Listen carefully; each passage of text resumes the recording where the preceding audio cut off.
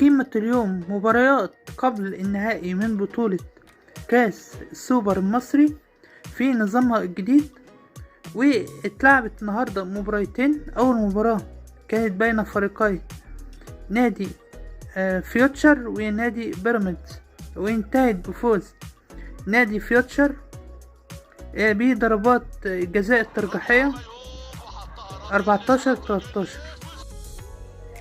أما المباراة التانية كانت بين فريقي الأهلي وفريق سيراميكا كليوباترا، وانتهت بفوز النادي الأهلي بهدف مقابل لا شيء. فازوا في مرمى جاستس أرثر في الدقيقة 94.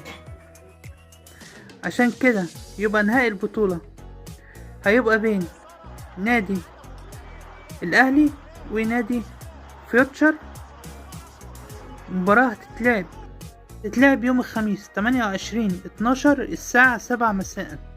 قبليها هتلعب مباراة الثالث والرابع بين فريقي نادي بيراميدز ونادي سيراميكا كليوباترا. المباراة هتتلعب الساعة 3 مساء. أنا خلصت الفيديو بتاع النهاردة، ياريت تعملولي لايك على الفيديو لو الفيديو عجبكم، وتشتركوا في القناة وتضغطوا على زر الجرس عشان كل جديد أنا بقدمه يجيلكوا. خلاص، شكرا لكم.